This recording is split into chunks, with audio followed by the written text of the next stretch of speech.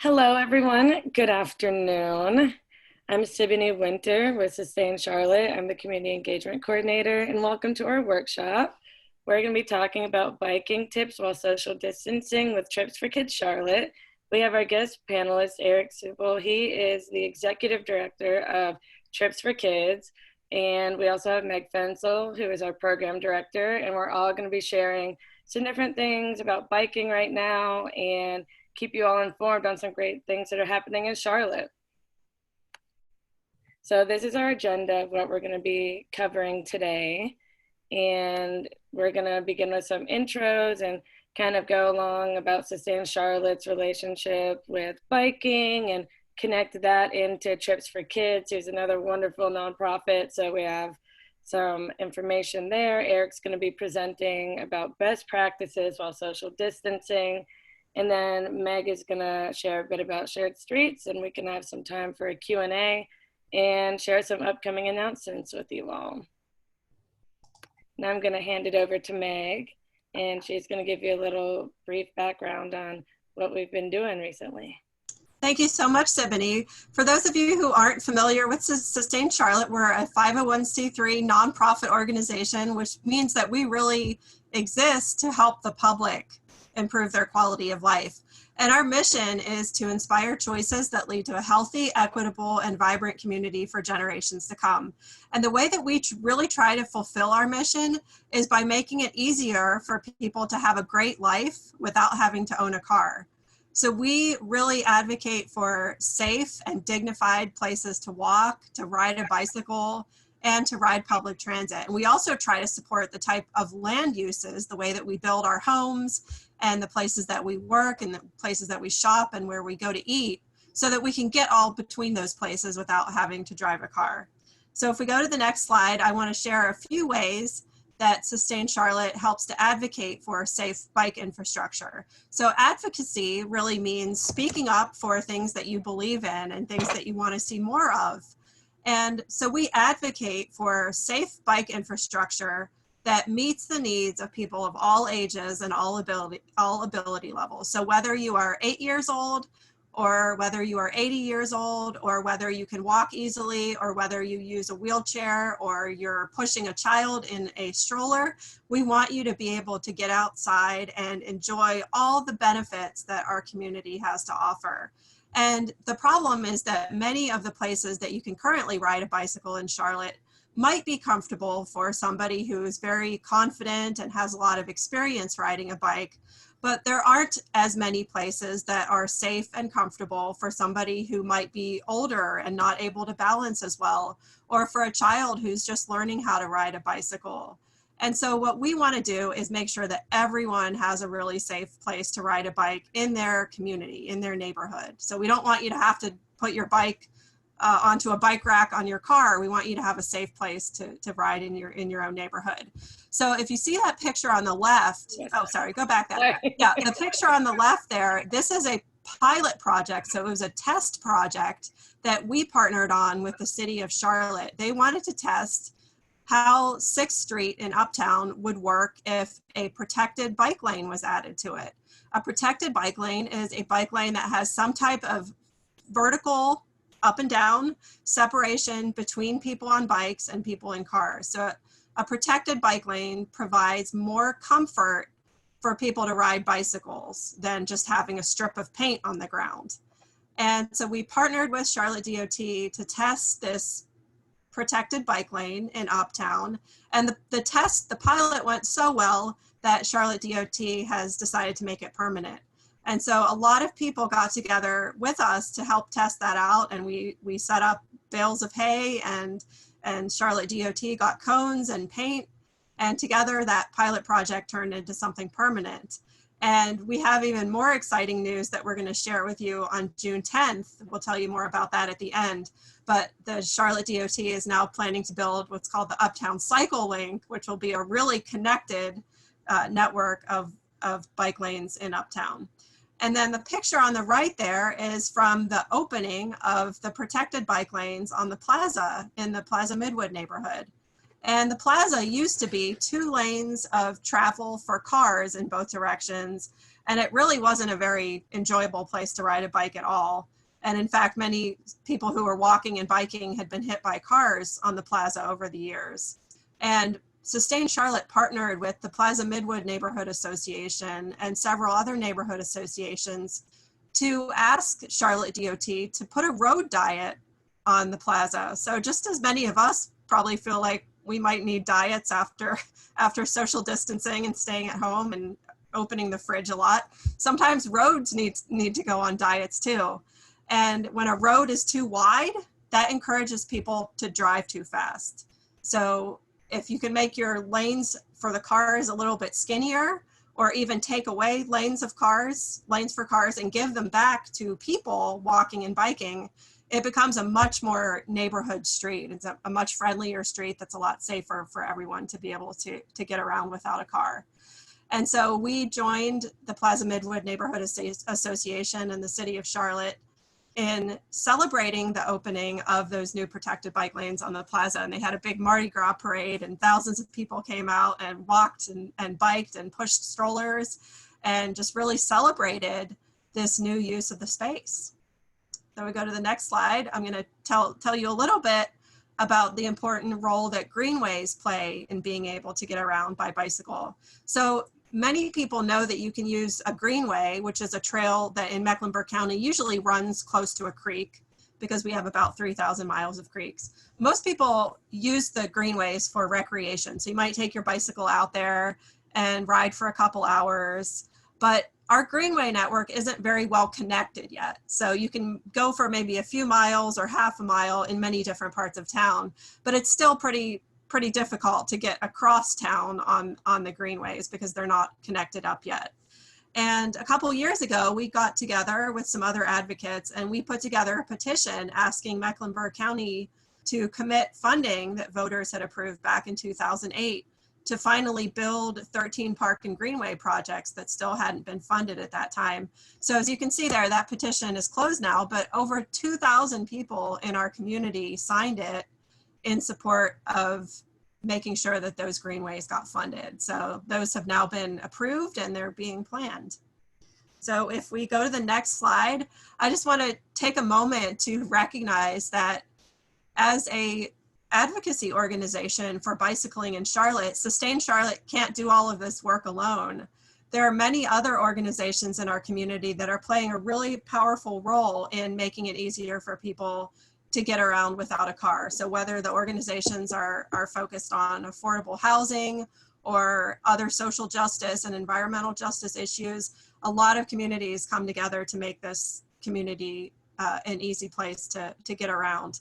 And Trips for Kids plays a really special role in that because they work with children and families to make sure that everyone has access to a bicycle and that the kids and the families know how to ride a bicycle safely. So I would now like to turn it over to Eric Supel, and he will talk more about Trips for Kids and some of their programs and ways that you can enjoy getting out on a bike during this time of social distancing. Awesome. Thank you, Meg. My name's Eric. I am the Executive Director of Trips for Kids and the Charlotte Recyclery.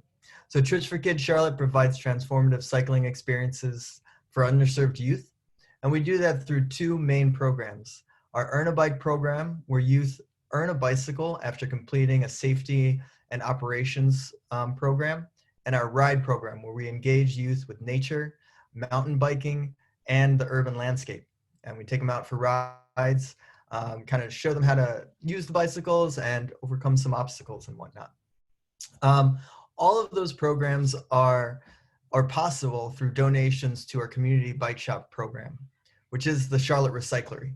The Charlotte Recyclery is actually more than just a bike shop. It's actually a community resource for education, but also for access to sustainable options for bicycles, parts, and accessories. And everything that's generated there goes to support our programs.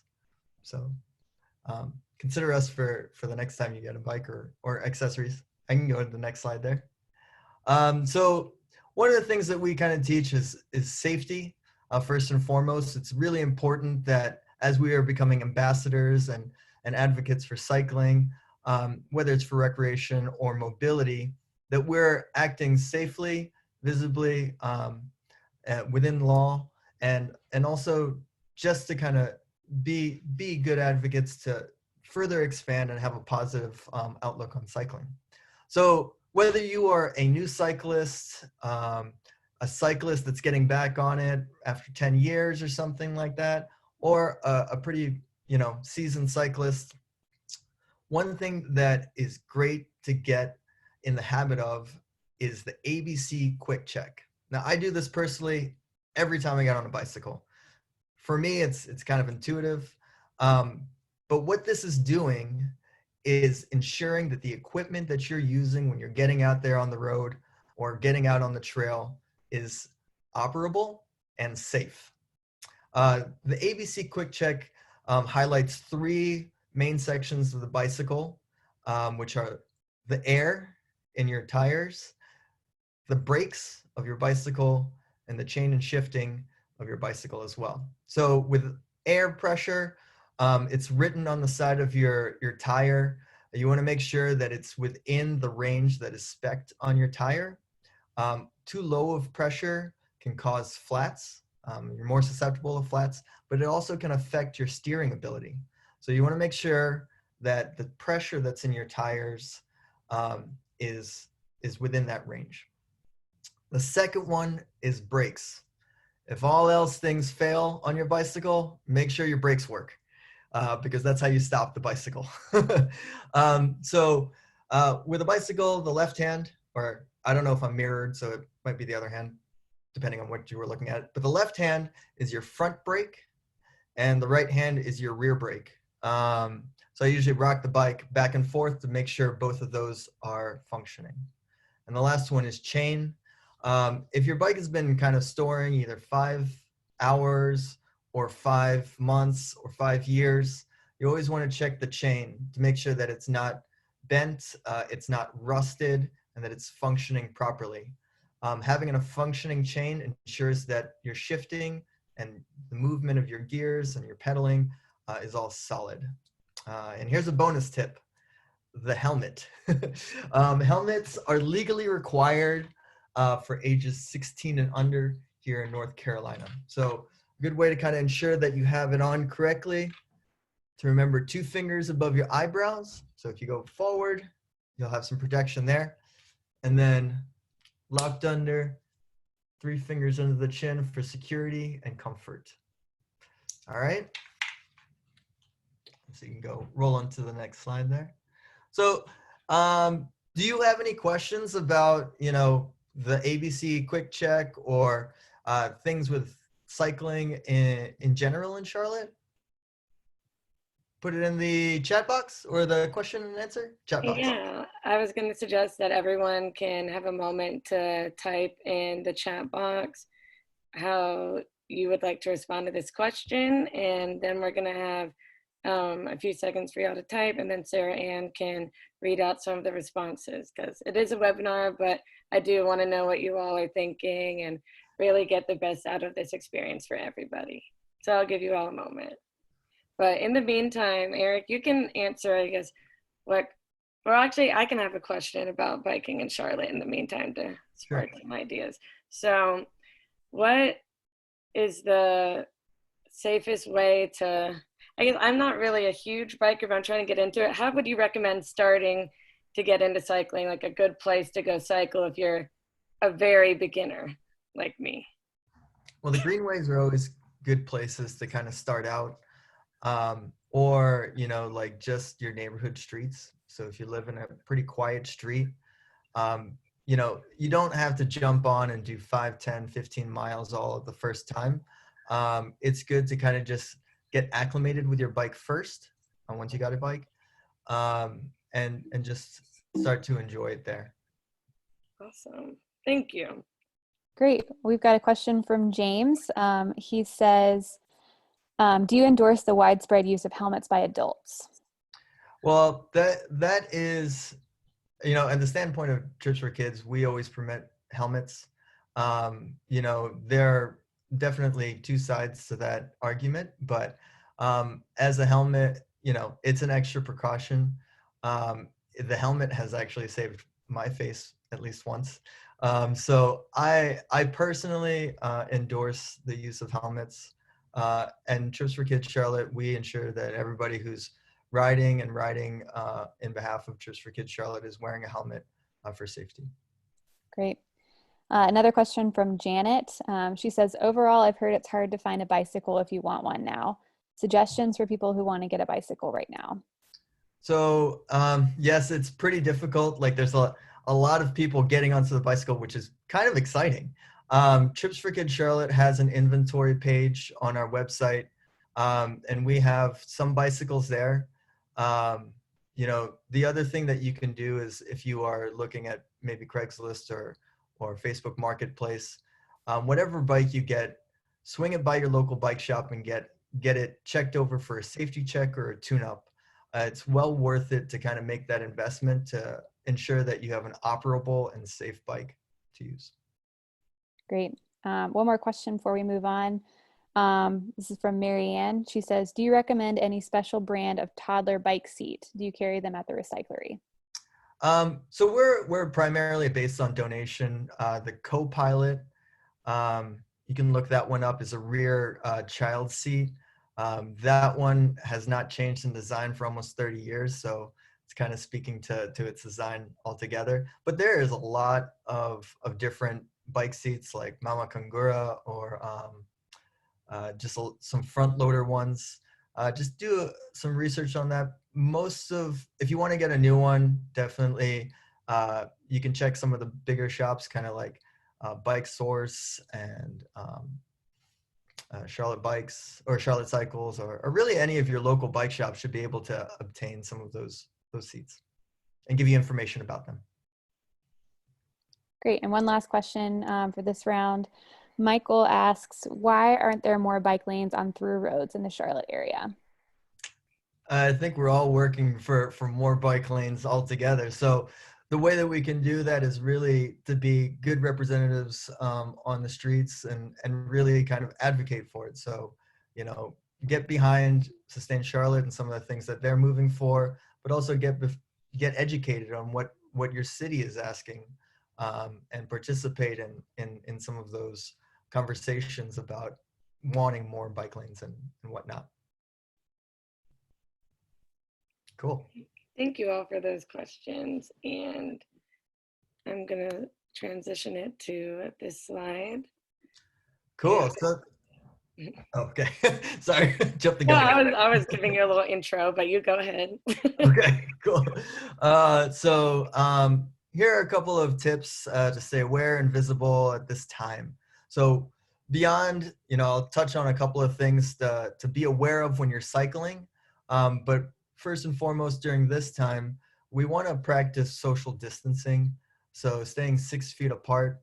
Sometimes riding in the greenways or in the parks and stuff like that may seem impossible, but I'll touch on a couple of ways to get past that and some other options that maybe you haven't considered in just a second there.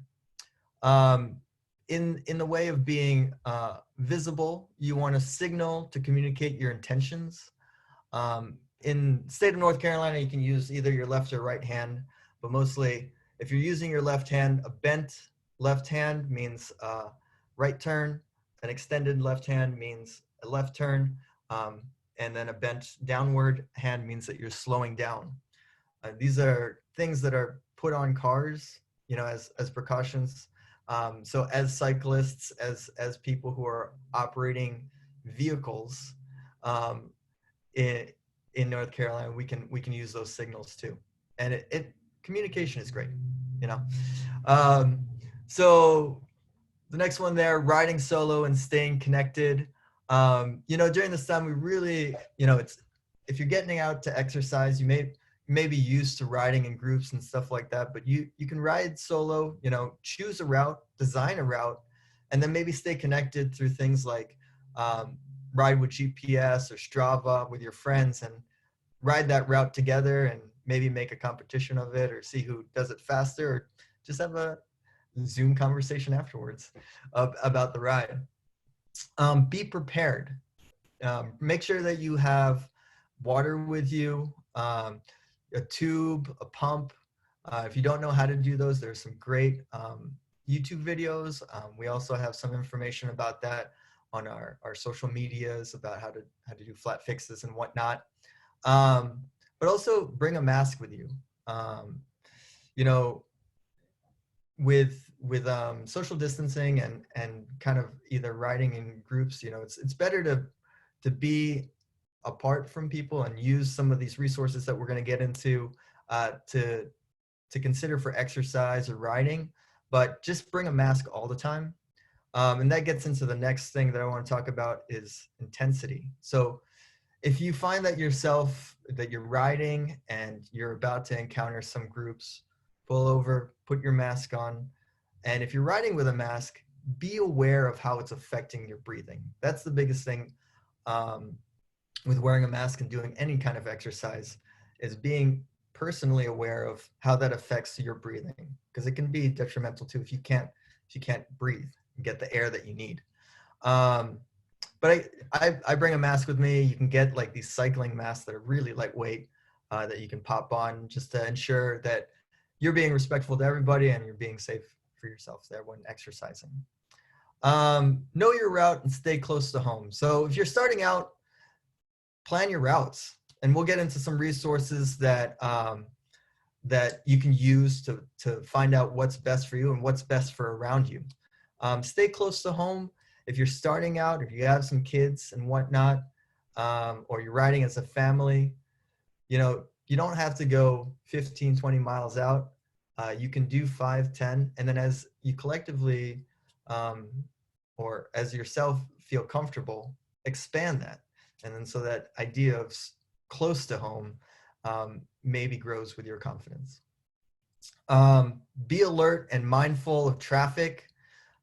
If you're taking to the streets for the first time, if you're riding around in greenways and whatnot, you want to let other people know what you're doing, and it's just a respectful thing, and that helps with cyclists altogether. And that brings me to the last bit: be kind, be friendly, be respectful. Altogether, we should grow as a cycling community, and what that takes is being aware of each other and, you know, being supportive of what we can do as a community together. Cool. Here's an infographic of cycling during the outbreak. So it has a couple of things there. Keeping socially distant, washing your hands. I love washing my hands now because hand sanitizer dries them out. So, you know, don't touch your face. I know that can be hard. If you have a handkerchief, bring it with you, stick it in your back pocket, tie it up to your handlebar, you know, where it's not flapping around or can get in your way, and then just reach for that whenever you need it. Cool. So what are your favorite things about riding? You know, as a community growing, cycling in Charlotte and whatnot, it's important to start the conversations of all the different ways that you can cycle. Some people do it for exercise. Some people do it for transportation. Some people do it for therapy. Share these ideas, express those ideas, and then maybe it's something that someone else hasn't really thought about. So what do you got?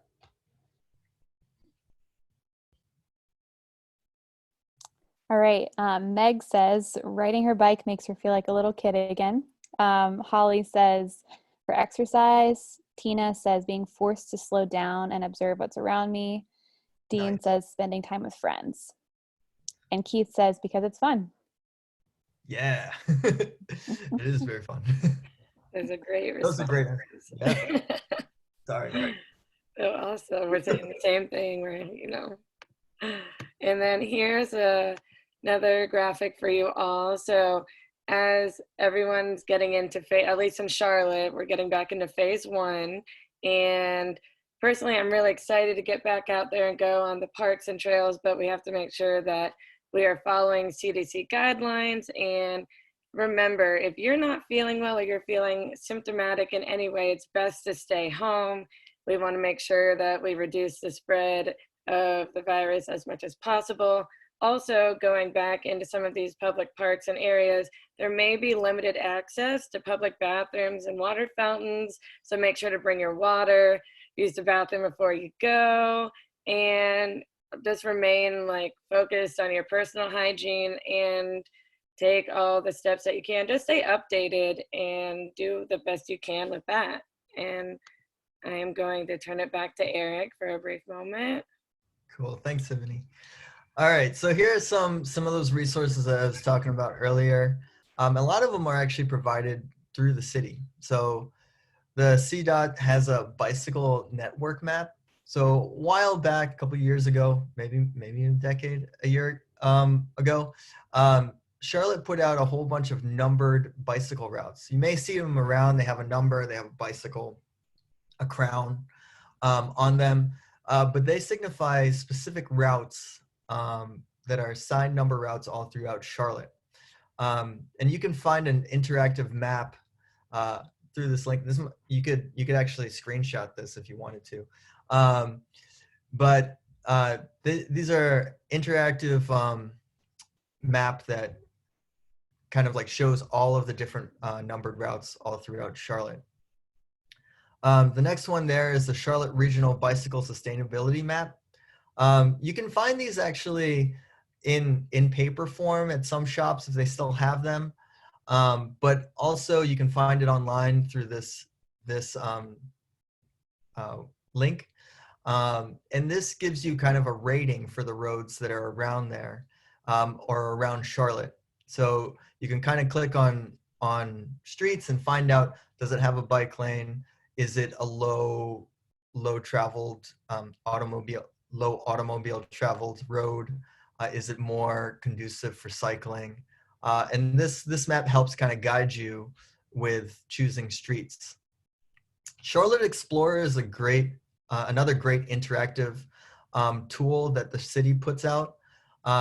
This one I really like because it'll tell you where there are speed bumps. It'll tell you where there are, potholes and manholes and all those kind of things. And you can kind of use this to identify obstacles or identify the type of street or even the gradient of the street that you'll be encountering when you design a route. The next one up here is the PMTNR's routes. So there's a long-standing social ride called the PMTNR. That stands for the Plaza Midwood Tuesday Night Ride. Comes out on Tuesdays. Pam Murray has posted out a blog post that allows you access to all of those routes. So all of the previous routes that she has, you can use them, cut them up, use them as whole as alternatives to riding on the greenways or getting your exercise. And they're fun routes that allow you to explore. So that's a pretty good resource there in that blog.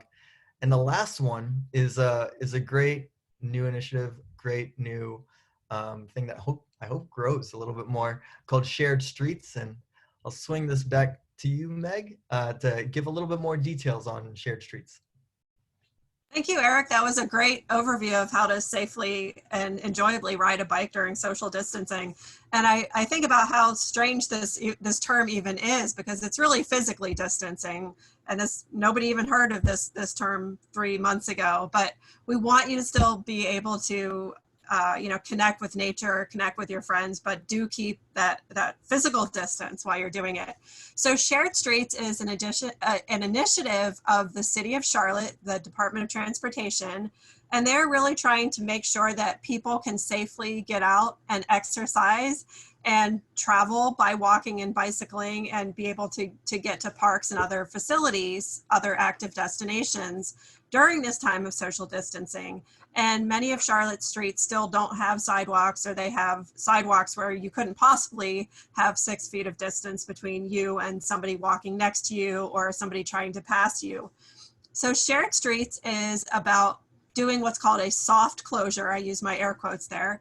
So it puts a barricade over one lane of a low speed neighborhood street, And it really prioritizes that street for walking and biking and pushing strollers and wheelchairs and skateboards. So cars can still get through if you're reaching your final destination, or if you live there, and emergency vehicles can get through, and delivery and trash pickup and food deliveries. But again, it's about reallocating the space on the street for people rather than just cars.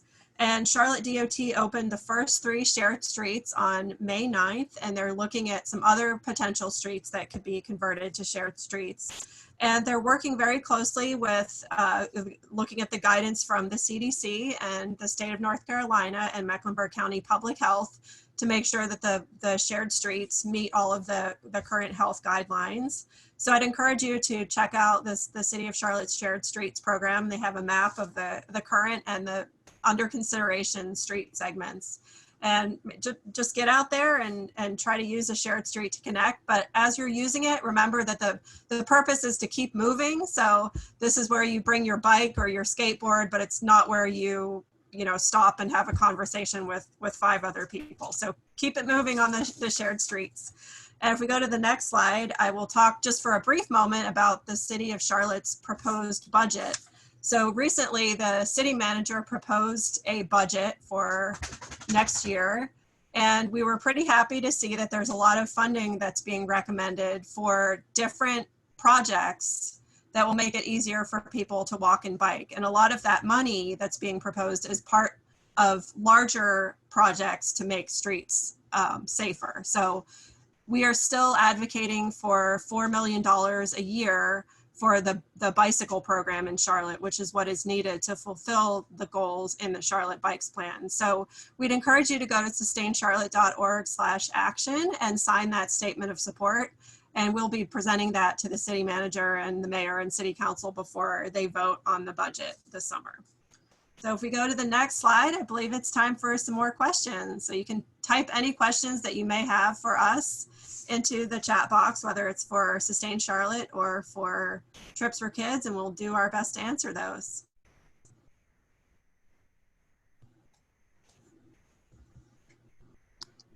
Great, we've got one from a minute ago. Dean asks, update on the current status of greenways currently open and future development. Do you know the answer to that? As far as greenways currently open for social distancing. I think there's 2 questions there, maybe. I'm not sure quite which one Dean is asking, but I believe that the Mecklenburg County Park and Rec facilities are open again, including the parking lots. So you're able to access the parks and greenways. But the question may also have been about the current status of the construction of parks and greenways. I do know that the south connector for the Cross Charlotte Trail, which is that very long trail that runs all the way from the far north part of the county down to ultimately the South Carolina state line, that south connector just opened. So now you can go much further on that one. Mecklenburg County Park and Rec is working on what's called the Mek Playbook, and I'll include a link to that in the chat box. But this is an opportunity for you to give input as Mecklenburg County Park and Rec updates their master plan. So they have a 2020 master plan. They had some public workshops that were scheduled for mid-March, and those have been postponed. But there's information on this Mek Playbook page where you can see the current status of that and get involved and sign up for updates on that. But we think it's really important that we have a connected network of greenways. We know that people use greenways for different purposes, and it's great to have those shorter segments for recreation. But if we really want to be able to get long distances and use our greenways for commuting all throughout Mecklenburg County, we know that we need a connected network, and that's going to take an advocacy effort. Great, thanks, Meg. All right, Ray says, I work in a suburb in Oregon, so I'm curious what is happening in the suburbs in North Carolina. Are any suburbs creating shared streets like Charlotte is doing? That is a good question. I know that a lot of cities are doing that, Ray. NACTO, which is a organization that works on transportation across the country, has a great resource on their website, and I will post the link to it.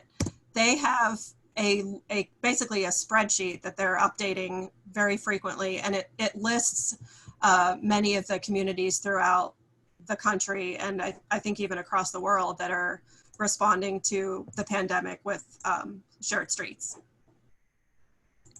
Great, thanks, Meg. Got time for one more question if anyone wants to throw one in the chat real quick. If not, I think that's all for our Q&A. Okay, so I'm going to hand it over to Mary Catherine. She's our development associate, and she's going to share with you a little bit more about Sustain Charlotte's membership opportunities. Here you go. You're on mute. I'm so sorry. You gotta. Hey guys, sorry about that. Hey guys, like somebody said, I am Mary Catherine Freeman, and I am Sustain Charlotte's Development Associate. So right now, obviously, budgets are so tight, and you know, things are really hard from an economic standpoint. But at Sustain Charlotte, we do run off of memberships and donations from individuals just like you guys. So if you are capable or able, we would love to ask you to join our membership program. What's great about our membership program is that, you know, you join us and really stack hands with us in what we're trying to do around Charlotte in terms of making transportation more equitable and more accessible for all people. So there's a lot of different ways to give. You can make a one-time donation. You can, like I said, join our membership program and give at different rates, starting at $5 and going up. Or if you're interested, Sustain Charlotte also has a partnership program. So maybe you're not able to make a donation right now, but you think the company you work for might be able to partner with us and become a Sustain Charlotte partner. There's tons of different benefits for partnering. You know, going up to, we'll even come to your organization or company and do a lunch and learn about sustainability and transportation and equity and all the things that we're really working in Charlotte and in the Charlotte region. One other note on that is a lot of companies, larger corporations, have employee match giving programs. So I definitely suggest looking into that.